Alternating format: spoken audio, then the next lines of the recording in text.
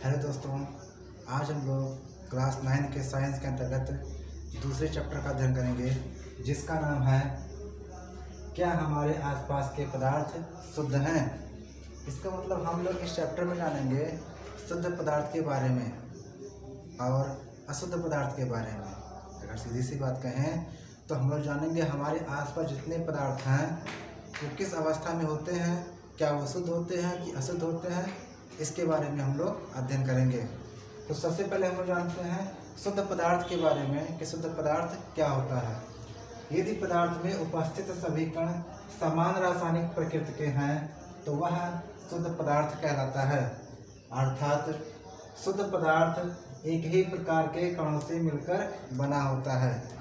अगर कोई पूछे शुद्ध पदार्थ क्या होता है तो शुद्ध पदार्थ वह होता है जो एक ही प्रकार के कणों से मिलकर बना होता है, वह कहलाता है शुद्ध पदार्थ। अगला हेडिंग है शुद्धता के आधार पर पदार्थ का वर्गीकरण। यानी अगर कोई पदार्थ शुद्ध है तो उसके शुद्धता के आधार पर हम वर्गीकरण करें पदार्थ का, तो पदार्थ को दो भागों में बांटा जा सकता है। एक होता है शुद्ध पदार्थ, अगर कोई पदार्थ शुद्ध नहीं है तो वह दूसरी कैटेगरी में आ जाएगा, इसे बोलते हैं अशुद्ध पदार्थ। इस अशुद्ध पदार्थ को हम लोग मिश्रण भी कहते हैं। यानी कि हम पदार्थ को शुद्धता के आधार पर दो भागों में बांट सकते हैं, एक शुद्ध पदार्थ, दूसरा अशुद्ध पदार्थ, और इसे हम लोग कहते हैं मिश्रण।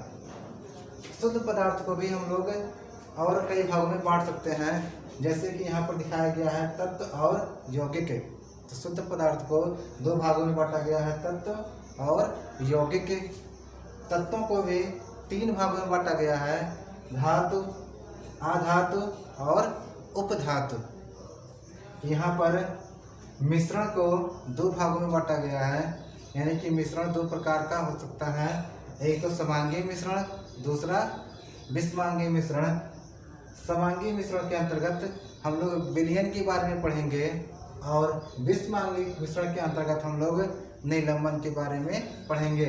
तो यहाँ पर शुद्ध पदार्थ के अंतर्गत हम लोग जानेंगे तत्व क्या होता है, यौगिक क्या होता है, और तत्वों के अंतर्गत पढ़ेंगे धातु, अधातु और उपधातु को।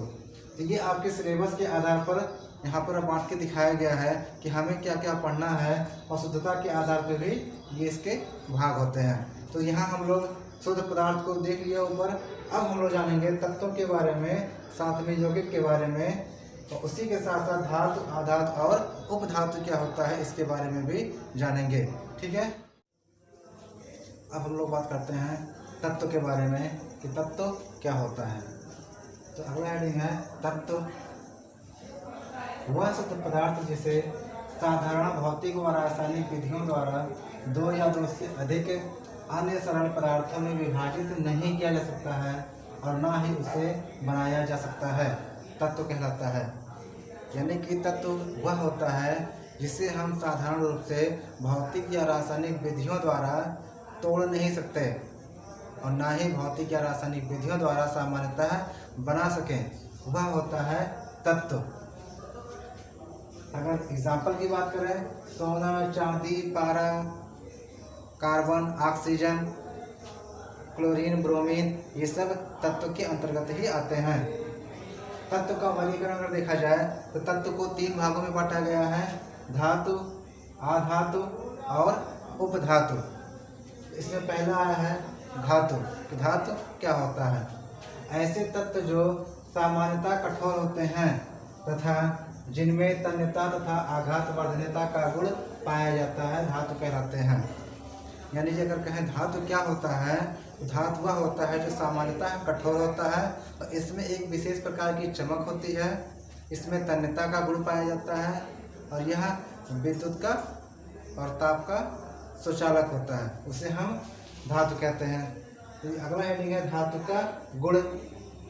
अगर धातु के गुण के बारे में बात करें तो पहला होता है इसमें ये चमकीली होती है, यानी कि धातुएं चमकीली होती हैं। आपने देखा होगा सोना को, चांदी को, इसमें एक विशेष प्रकार की चमक होती है।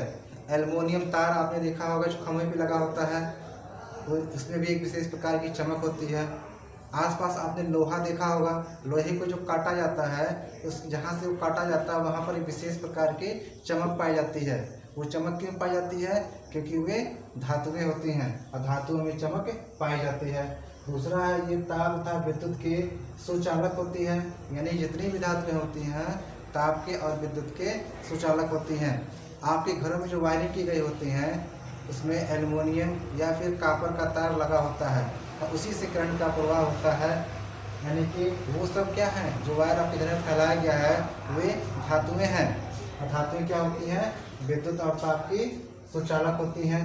अगला है, इसमें तन्यता का गुण पाया जाता है, यानी कि धातुओं को खींचकर काफ़ी लंबा किया जा सकता है।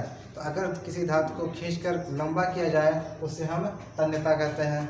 अगला है, आघातवर्ध होते हैं, धातुएं आघातवर्ध होती हैं। इसका मतलब होता है कि अगर हम धातुओं को पीटते हैं तो पीट कर उसे हम चद्दर के रूप में बना सकते हैं। तो अगर पीटने पर चद्दर के रूप में बनाया जाए उसे कहते हैं आघातवर्ध। आपने देखा होगा लोहे का दरवाज़ा बनता है, लोहे को पीट कर उसका दरवाज़ा बना दिया जाता है। टीन देखा होगा गांव में छाया जाता है, टीन लोहे का बना होता है। तो ये जो चद्दर बनाया जाता है इसी को बोलते हैं आघातवर्ध।